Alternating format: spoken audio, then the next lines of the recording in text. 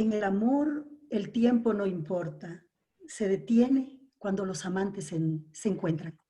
Con esta cápsula literaria empezamos una nueva entrega de literatura, para hablar de literatura, de la palabra, de la vida, con un escritor muy particular, muy especial, con el que tuvimos una charla la semana anterior y que lastimosamente pues se quedaron en el tapete muchos temas.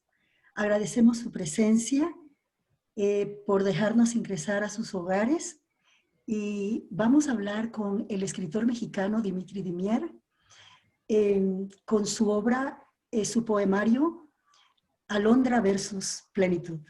Damos la bienvenida a este carísimo escritor. Muchas gracias, buenas tardes. Bienvenido. Desde México, para todos los que siguen tu programa, quiero agradecer el espacio que me das y sobre todo también agradecer los mensajes que han enviado a partir de la entrevista pasada a mis hermanos ecuatorianos y mis hermanas ecuatorianas por el recibimiento que están teniendo de mis letras. Platicamos el martes pasado acerca de En torno a Inocencia Perdida, una de mis novelas, y hoy me dices que vamos a charlar en torno a Alondra versus de Plenitud, un poemario también publicado y que ambas, tanto el poemario como la novela, la encontramos en Amazon para que quieran adquirirlas. Ahí pueden profundizar más en mis letras. Y hoy, bueno, pues me expongo ante ustedes, sí, y ante esta bella entrevistadora. Soy de ustedes. Gracias. Cayó en nuestras redes. Escritor, muchas gracias. ¿Cómo se define usted?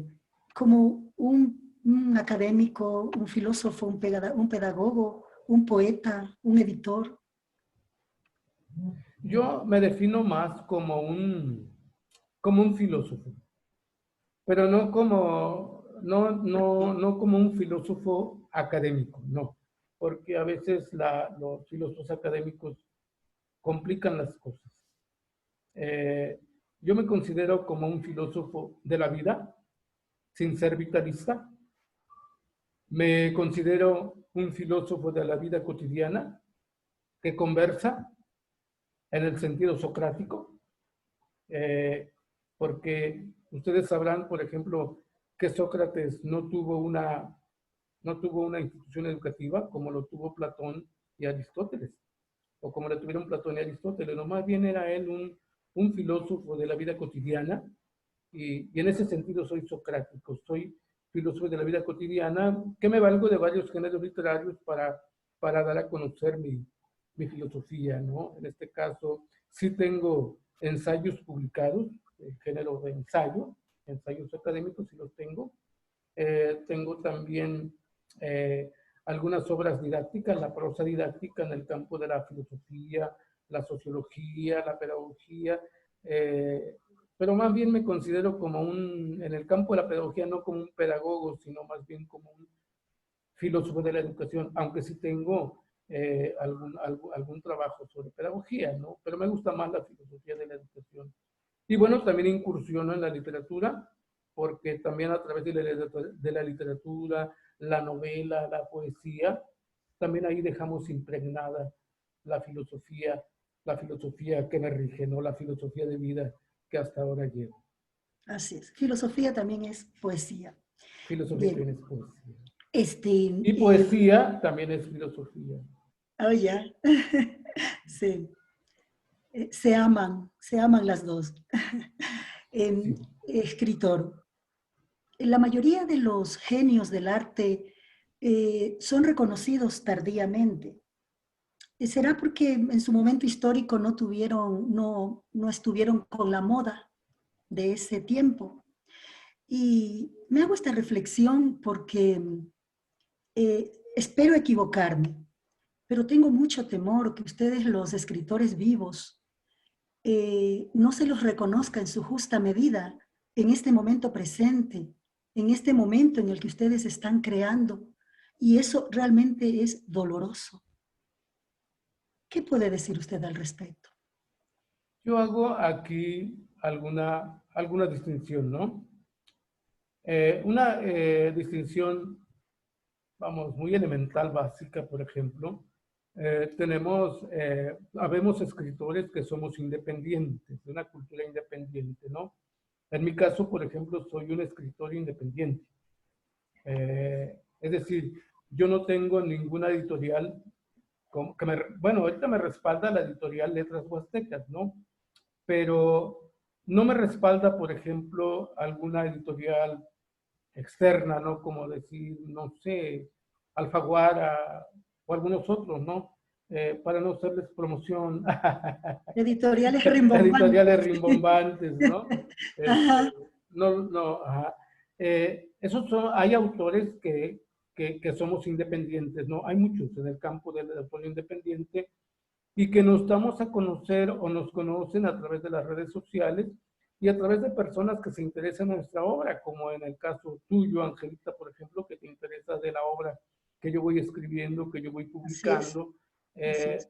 Pero hay otro tipo de escritores, ¿no? Los escritores tradicionales, es decir, aquellos escritores que pertenecen a instituciones o editoriales, ¿no? Que son exclusivos de las editoriales. Por ejemplo, hay escritores tanto en la literatura como en los géneros académicos, géneros literarios, géneros académicos, por ejemplo, que quienes tienen, decía yo, editoriales, pero también quienes tienen instituciones o centros de investigación de las grandes universidades que existen a nivel mundial, tienen el respaldo de ellos, ¿no? Entonces, ellos son conocidos. Ellos son más conocidos porque, por ejemplo, un escritor, por ejemplo, de X universidad y la universidad tiene prestigio, pues obviamente son más conocidos, ¿no? En la academia, ¿sí? Claro, Pero a veces no son tan conocidos fuera de la academia como es el caso de nosotros, ¿no? Y me gusta hacer esta distinción porque quienes nos dedicamos, quienes somos escritores independientes, somos libres en lo que escribimos, somos de libre pensamiento. Y el que escribe desde alguna institución no es tan libre porque las instituciones les marcan los parámetros, las temáticas, los géneros literarios, hay hay condicionamientos. condicionamientos institucionales. En ¿Mm? el caso de un escritor independiente, como es mi caso, no, porque más bien yo me baso en lo que a mí me gusta. Por ejemplo, ¿cómo me gustaría leer un poemario al estilo en que a mí me gustaría leerlo? ¿Cómo me gustaría leer una novela? Y yo creo mi propia novela, ¿no? O sea, a como yo quiero leer esa novela, ¿no? Un Ujú. tanto hago la literatura a mi interés y a lo que a mí me gusta, ¿no? Eh, Tú decías, Angelita, de los escritores vivos y de los escritores biológicamente no vivos, porque literalmente siguen viviendo, ¿no?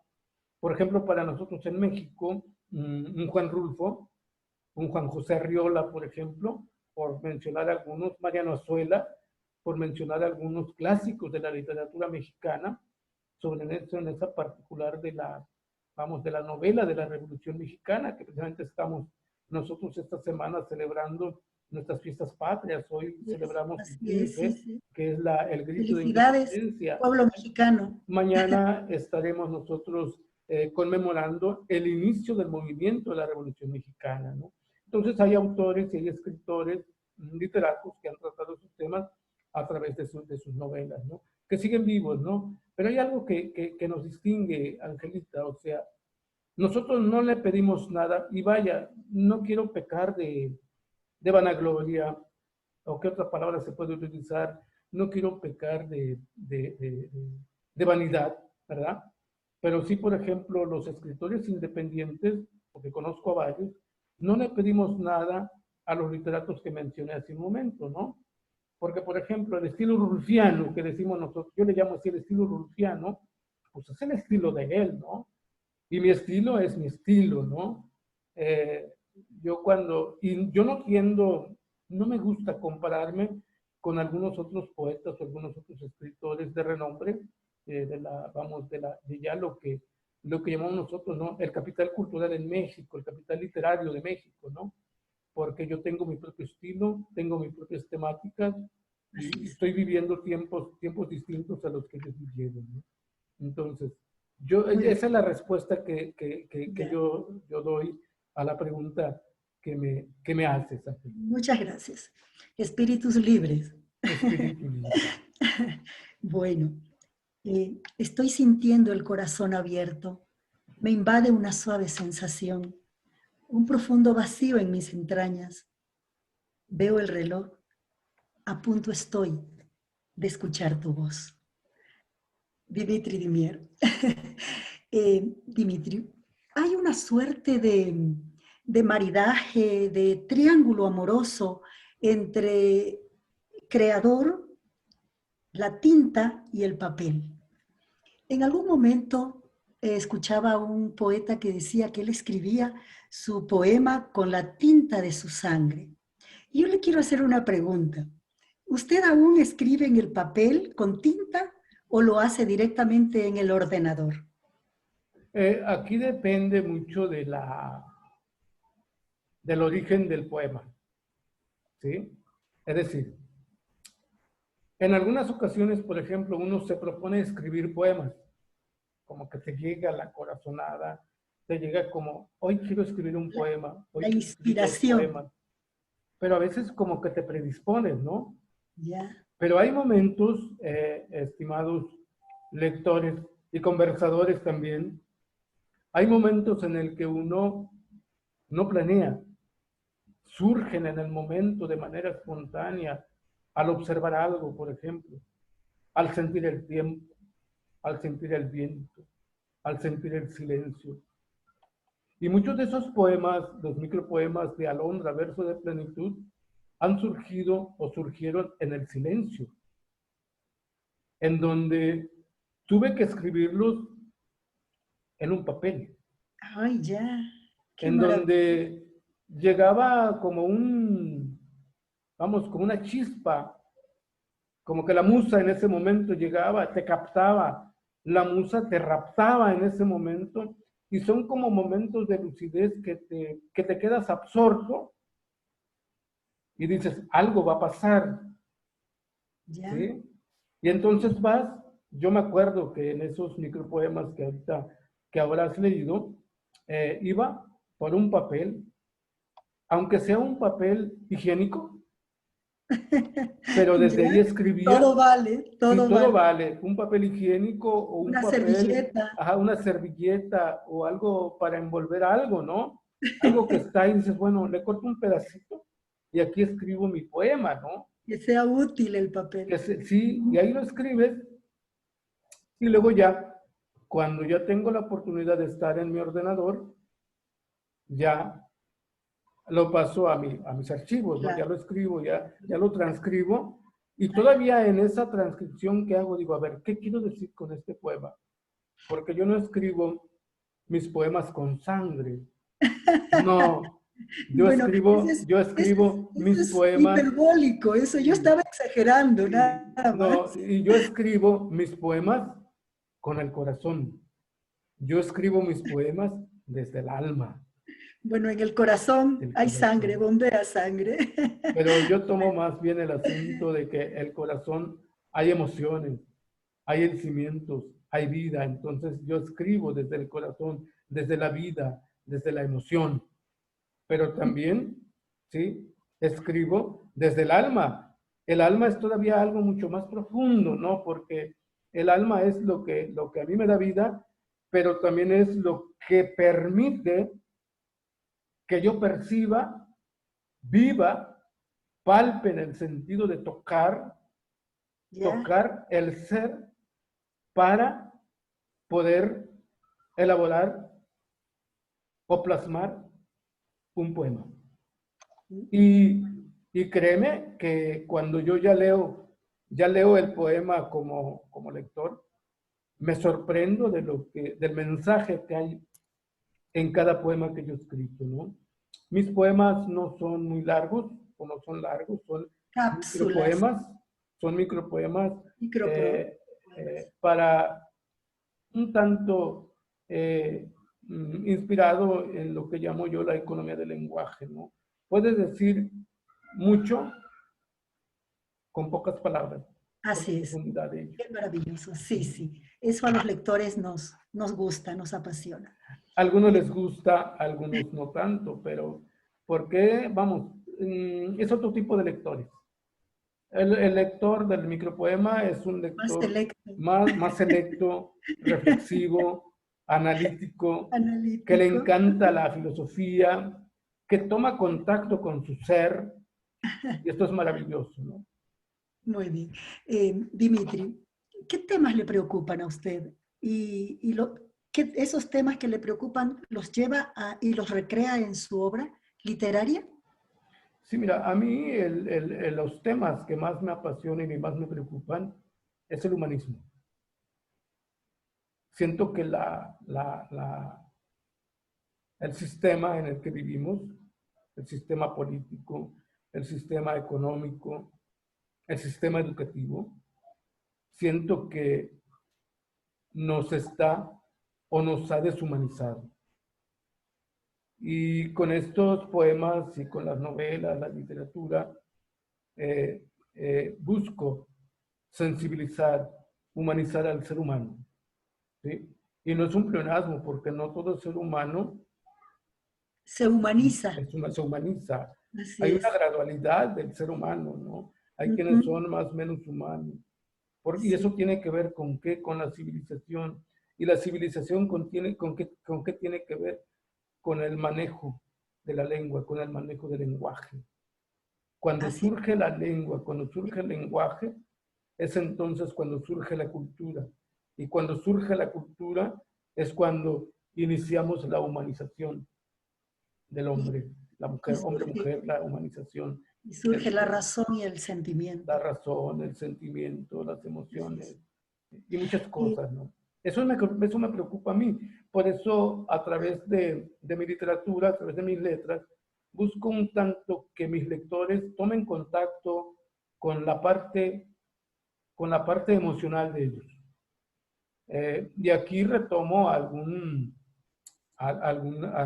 Humberto Maturana, por ejemplo, que creo que es un doctor en biología, no sé si viva, porque ya estaba muy grande, ya, pero Humberto Maturana, él dice en algunos de sus libros, eh, cuando habla del ser humano, de la humanización, dice él que las culturas o la cultura se sustenta en las emociones.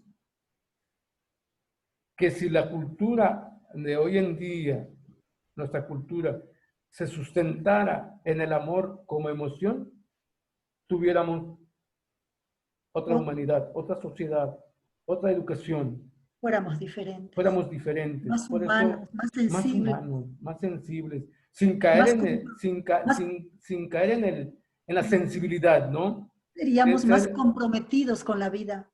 seríamos, como dijera Daniel Goleman, ¿no? Seríamos más inteligentes emocionalmente, Sí, ya. ¿sí? Y Muy para bien. mí, por ejemplo, la inteligencia emocional o ser más inteligente emocionalmente, fíjate, es ser moderado en nuestras emociones. Y yo lo reduzco en esto que no es mío ni de Goleman, es de Aristóteles en Ética Nicómaco. Dice Aristóteles, qué fácil es emocionarse, pero qué difícil es emocionarse con la persona adecuada, en el momento adecuado y Adecuado. con la intensidad adecuada. Esa es la inteligencia emocional. Y es lo que yo Ya. estoy buscando con mi obra literaria, que nos emocionemos en el momento adecuado, con la persona adecuada y con la intensidad adecuada. La Donde haya literatura, un equilibrio, donde haya sí, la un equilibrio emoción y la emocional. razón.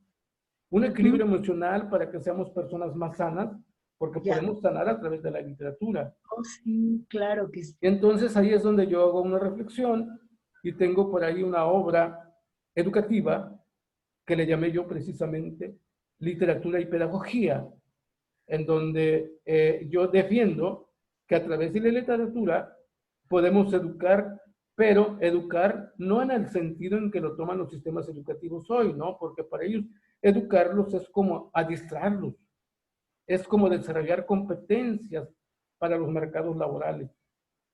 Yo digo, sí, también a eso, pero también hay una parte que estamos Nos descuidando. educan como mano de obra barata. Sí, para ser obreros del sistema o en el Obreros sistema. del Y sistema, del no, poder. nosotros tenemos que educar también en la humanidad, en el humanismo, en esa. Entonces, aquí tomo un tanto como la literatura y la pedagogía en el sentido de la griega clásica, en el sentido platónico, ¿no? Porque Platón traza como un sistema educativo en la República, que es una de las máximas obras de él, ¿no?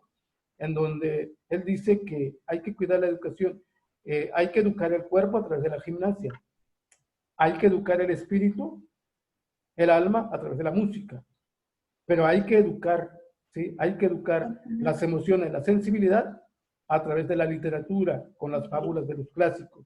Pero hay que saber distinguir, Angelita, entre esa literatura, ¿no? Porque hay literatura que cultiva al ser humano, pero hay literatura que no la está cultivando. Dijeran los chavos hoy, te da para abajo en lugar de darte para arriba. Y entonces mis letras son más hacia el cultivo al cultivo de la humanidad, pero con un sentido de progreso, con un sentido de optimismo.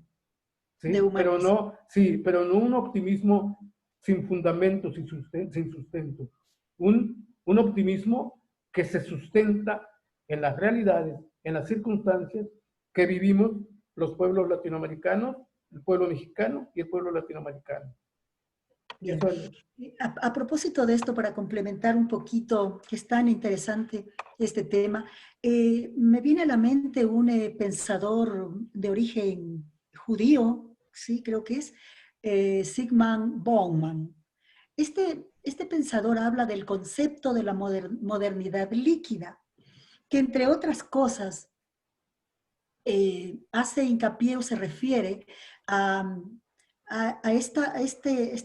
este consumismo vorágine exacerbado en el que estamos viviendo, esta vida loca, rápida, volátil, etérea, donde los valores, los más caros y auténticos valores del ser humano se están perdiendo, donde no hay una que nos deshumaniza. Entonces yo le pregunto, Dimitri, ¿será que la palabra ha perdido su valor? No te entendí en esa parte. ¿Será que la palabra ha perdido su valor? Yo le hacía referencias a este momento histórico en el que estamos viviendo, un momento de ligereza, rápido, superficial, consumista. Entonces, yo me pregunto y le pregunto a usted, ¿se valora la palabra? ¿Ha perdido su valor? La palabra está presente, ¿no? Yo siento que no ha perdido su valor. No. Más bien el uso que nosotros le estamos dando ahora a la palabra, ¿no?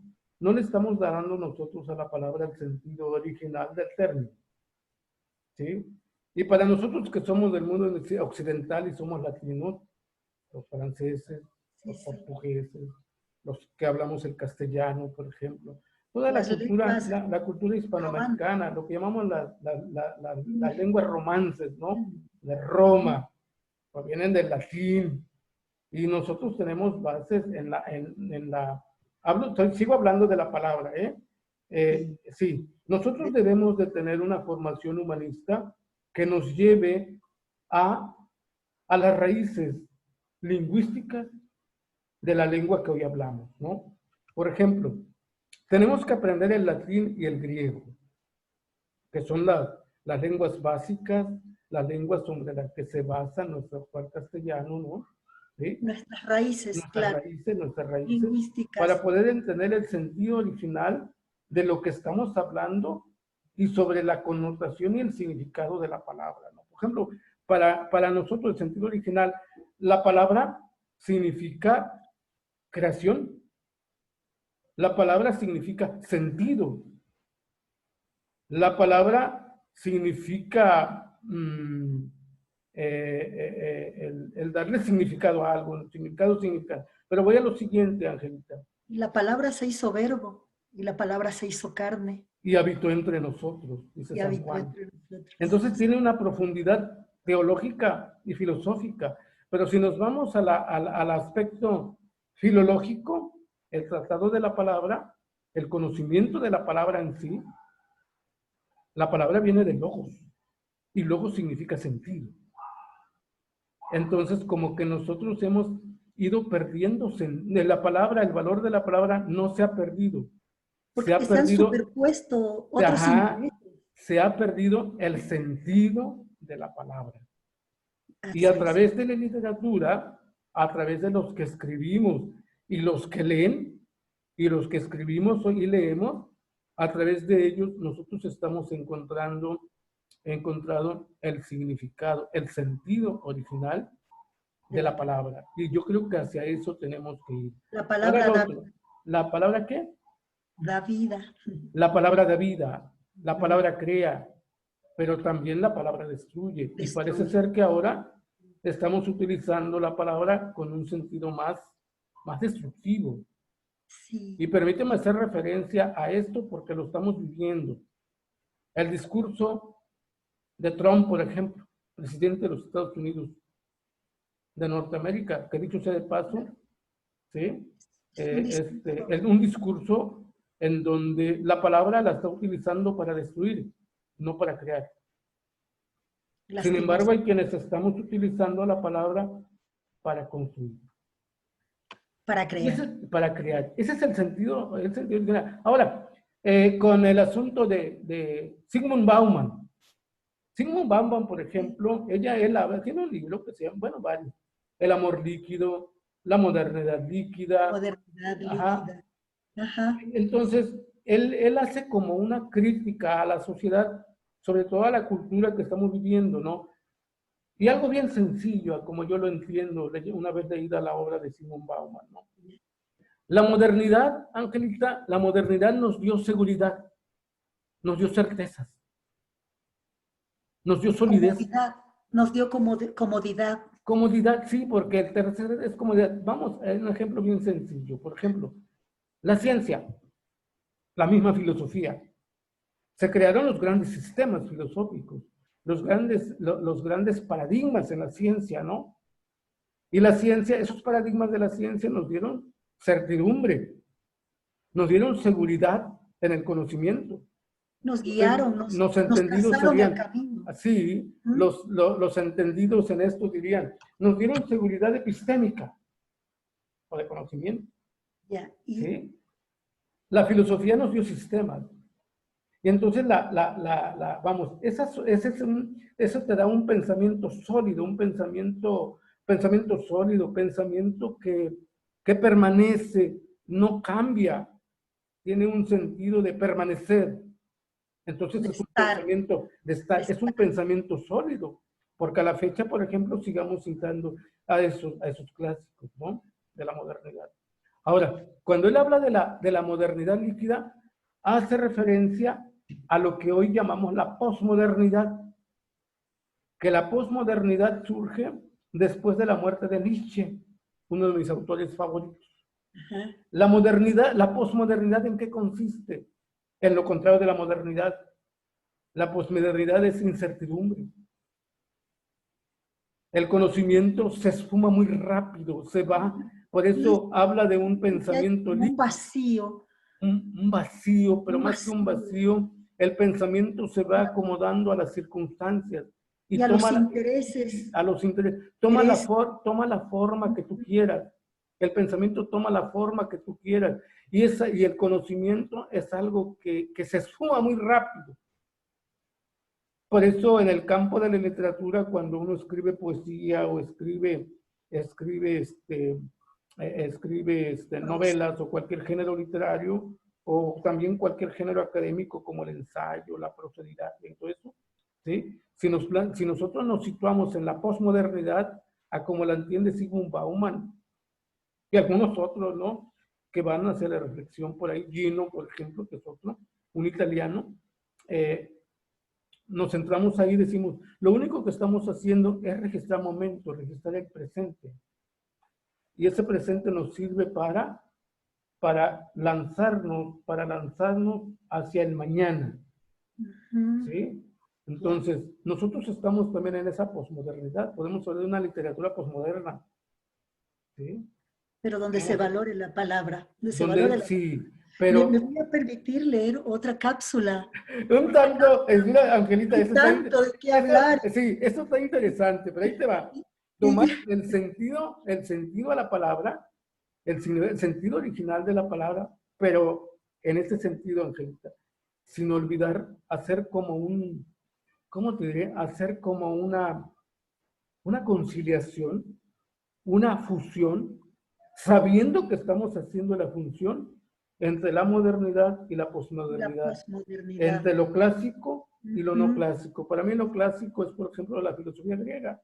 Muchos han reflexionado sobre la lingüística, Wittgenstein, por ejemplo, pero detrás de esas reflexiones lingüísticas, Humberto Eco, Roland Barthes y algunos otros, está un diálogo de Platón que se llama Laques o del lenguaje.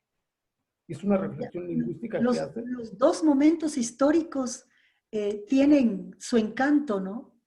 A veces se complementan, otras veces se separan, Sí. pero hay que sacar, bueno, lo positivo, ¿no? De estos tiempos en los que estamos viviendo. Yo quiero leer otra cápsula literaria porque estoy apasionada realmente con su poemario. Dice, mañana al despertar, mi primer suspiro será para ti. Me apasiona. Maravilloso. Bueno, Sartre hablaba de que la poesía es irremediablemente subjetiva. ¿A qué viene esto?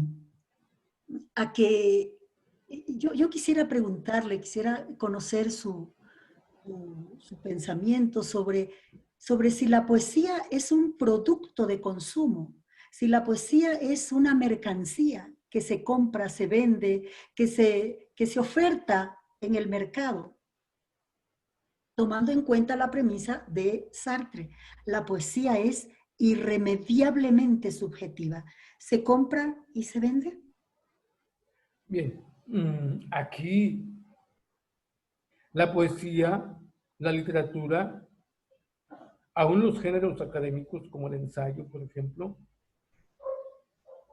tienen subjetividad, en el sentido de que parten del sujeto que escribe, el sujeto que reflexiona. No hay objetividad absoluta, aún O en sea, la no ciencia. es un No, producto mercantil, no. no, pero Un yo voy producto que se en este comercializa. sentido, sobre de dónde parte la poesía o la novela que tú escribes, ¿no? Parte de un sujeto que tiene una cultura, un sujeto que tiene sus gustos, ¿sí? Un sujeto que tiene sus virtudes, un sujeto que tiene sus vicios, parte de ahí. Y Sus eso, miedos, eso es como sus el demonios. lente, la óptica sobre la cual escribe una historia, o en este caso una historia. Pero quiero decirte una cosa también, que cada poema también es una historia, no tan solo la novela o el cuento. Desde También luego que cada poema es una historia, hay una estructura histórica. Y no caigo en el historicismo, no, pero es una historia. Bueno, ahora, en el sentido de que un poema se pone al mercado, se vende. Voy a parafrasear El Capital de Carlos Marx Marx. en su primer capítulo. Dice Carlos Marx, hay bienes, nosotros creamos bienes, ¿sí? Los bienes de consumo. Los bienes de consumo, bienes de consumo. Esos bienes de consumo tienen valor, pero él divide el valor, él divide a los valores fundamentales, o sea, hay una división fundamental del valor, en donde él llama el valor de uso y el valor de cambio. ¿Y el valor de? El valor de cambio. Cambio. El valor de uso el trueque. y el valor de cambio. ¿Ya? Es decir, lo que te decía, yo escribo poesía para mí. Escribo novela para mí. ¿Por qué? Porque yo escribo la novela que quise haber leído y nadie la escribió, la escribí yo. Qué lindo. Yo escribo poemas, ¿sí? Publico un poemario que yo quise leer y que nadie lo escribió. Lo escribí yo y lo escribí para mí. Tiene un valor de uso. Es Pero para quizá mí. hay otros lectores que también piensan igual que Pero usted. como tú Usted les decías, contesta. hay subjetividad. Sí. Las subjetividades nos enganchamos. ¿Por qué? Porque estamos a nivel de emociones. Hay gente que se identifica con el poemario o con la novela. ¿Por qué? Porque estamos despertando, dijeran los conductistas, estimulando emociones. Y entonces Y hablamos vaya, de... Sí. y vaya que cumple. Entonces, pero hay emociones que son comunes al ser humano. Por eso una vez yo escribí en otro libro que tengo, ¿sí? Un modelo de prosperidad humana, es otro de mis libros, ¿sí? Yo escribí, los valores como las emociones se contagian. Y uno con la literatura, con la poesía, con la novela y con lo que escribe, contagia al lector. Y entonces cuando tú alcanzas a contagiar al lector, entonces esa obra literaria tiene un valor de cambio, porque la pones en el mercado. Mercado que significa intercambio. ¿Ya? Yo no tengo la habilidad de escribir el poemario que yo quise leer y nadie me lo escribió. Ningún autor, ninguna autora. ¿Sí? Por lo tanto, voy a adquirir la obra de fulanito, fulanito de tal. Me gusta cómo escribe, me identifico con él, con ella, y siento que sus letras me sanan, me liberan, me hacen un espíritu libre. Entonces ahí se justifica la compra, ¿verdad? Se justifica la compra, pero viene una cosa bien interesante aquí, que los modelos de compra en la literatura que nosotros tenemos son modelos sustentados en el capitalismo ortodoxo. Fíjate lo que estoy diciendo. En Y el, entonces, en el capitalismo cruel, atroz, un atroz, capitalismo cruel, atroz, despiadado. despiadado, deshumanizado. Ajá. Y voy a decirte por qué. Porque a veces en la literatura muchos escritores piensan en la cantidad de libros que van a vender en el mercado.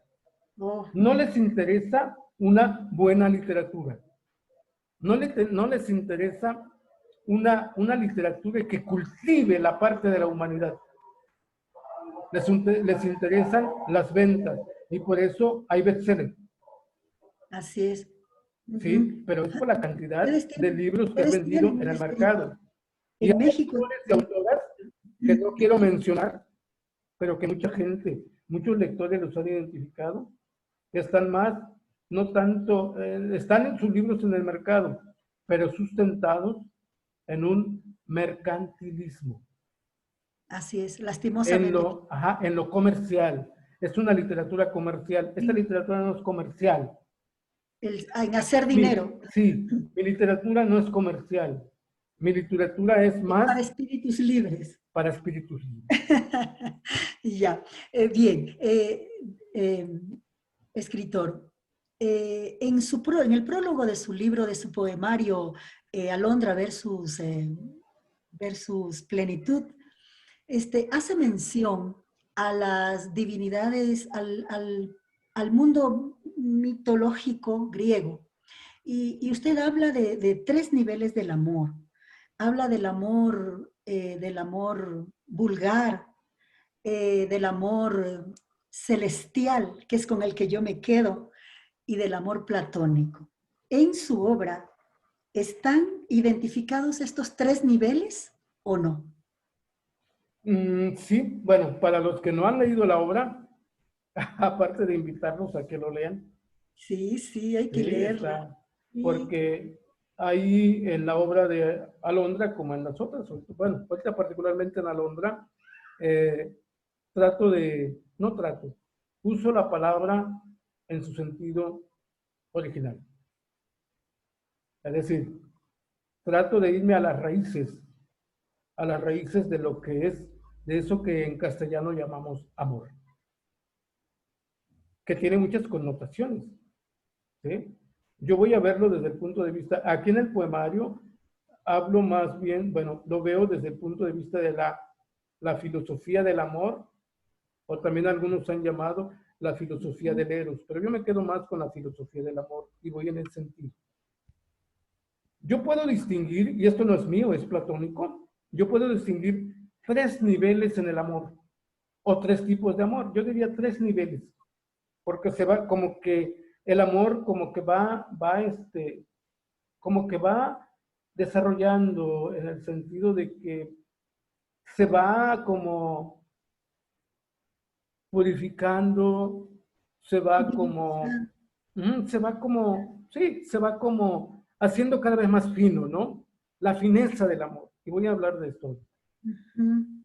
La primera, y también está en el poema, porque también tiene poemarios, tiene algunos micropoemas eróticos, no tan abiertamente, porque yo cuido esa parte, ¿no? Pero sí hay algo de erotismo, pero un erotismo más fino, ¿eh? No un erotismo así muy abierto. No un erotismo en el sentido de Pandemo, y voy a hablar de Pandemo. Pandemo, Pandemo es uno de los dioses en la mitología griega, es una de las diosas o los dioses del amor, Pandemo. Y para los griegos, en la mitología griega, Pandemo era el amor vulgar. Era el amor, vamos, común, el amor por el placer del pueblo, vamos a llamarle así. No, porque los 3 tienen placer, Angelita, los 3 son placenteros. Pero un placer. Pero ahí te va, pero ahí te va lo que hacen los griegos, ¿no? Cuando hablan del amor desde Pandemo, la palabra que yo uso es un amor pendenciero. Te enamoras de lo cambiable, no te enamoras de lo que permanece. Y lo cambiable es un amor desechable. Un amor, pero te fijas en esto. Te fijas en el aspecto físico del sujeto de tu amor. Ojo, sujeto de tu amor, no objeto de tu amor. ¿Sí? Ya. Y en Pandemo, tú te sustentas en el objeto del amor. Y el objeto del amor dicen, ay, qué bella mujer, pero están hablando de la belleza física. Ya. Es alta, es blanca, es morena, pelo largo, pelo corto. Y en todo lo demás que nos fijamos, en el amor pandemo, en ese amor pendenciero. Ya. Eso no permanece, eso cambia. Sí. Bueno, pero viene hermosa la charla, pero el tiempo apremia. Rápidamente te digo la otra parte, ¿no? Lo que llamamos nosotros el amor desde Urania. Ese es un amor, Urania, Uranos, en griego significa cielo. Celestial. Celestial, es un amor celestial. Y este amor celestial, sí, es más profundo, es de los virtuosos. No te enamoras de los pendencieros, te enamoras del virtuoso. ¿Y el amor platónico? Y no tanto el amor platónico, más bien es el amor erótico. El amor erótico es como, Sócrates le llama, ni tampoco era de Sócrates, lo aprendió de Diotima. Diotima era una filósofa, maestra de Sócrates, y él cita a Diotima. Pero consiste en esto. ¿Cómo lo concibe? Sí, el amor como un genio, como un intermedio entre la divinidad y la humanidad, entre los dioses y el ser humano. Entonces, entonces se da cuenta que el amor es el que le dicta al ser humano lo que los dioses tienen para el ser humano. ¿Sí? Ya. Entonces es como el intermedio, es como el mediador entre la divinidad y la humanidad. Y ese es el amor desde Eros. Maravilloso. Que es placer también. Por eso ahí, si te das cuenta cuando termino, que el amor va como en escalera, ¿no? Va como purificándose, como perfeccionando, ¿no? Empezamos desde el amor de lo cotidiano, amamos lo cotidiano, es placenteroso, Luego hablamos, luego nosotros amamos las grandes, vamos, la ciencia, el conocimiento. Luego amamos las grandes normas de comportamiento. Y finalmente amamos nosotros al bien en sí, al amor en sí. Y a esto le llamamos nosotros el amor platónico, no tanto el que sea tan ideal y que nunca se realice, porque el amor desde Eros también llega a realizarse. Y esta es otra charla, ¿eh? Yeah. Porque entonces ya no hablamos de Eros, entonces Sí. hablamos de ágape, que tiene que ver con un banquete. Oh, sí, un opíparo banquete. Claro, la palabra platónico a veces la desvirtuamos, ¿no? Y no la entendemos en su justa dimensión. Bueno, y Alondra está desde esta perspectiva, Yeah. teniendo en cuenta los 3 niveles. Quien lea Alondra, pues, este poemario o este micropoema es a nivel de Pandemo, este a nivel de Eros y esta otra a nivel de Urania. Oh, ya, hay una gradación. Me identifico contigo. Eso me basta. Me siento completa. Yo con eso me quedo. Bueno, el tiempo se ha agotado. Ha sido una charla riquísima, productiva. Hemos conocido un poco de los misterios, de esperanzas de este escritor profundo, de este filósofo. Y a través de las almas libres, como usted siempre lo manifiesta, ¿no? Gracias, poeta, por estar aquí, por traer su poesía y por traer su reflexión. A los amigos de Letras Huastecas les quedamos infinitamente agradecidos por su paciencia, por su tiempo y por seguirnos, por su fidelidad.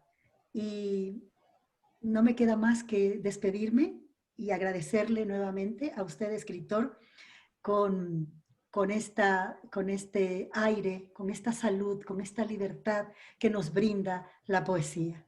Muchísimas gracias, muy buenas tardes y hasta la próxima oportunidad. Muchas gracias. Buenas tardes.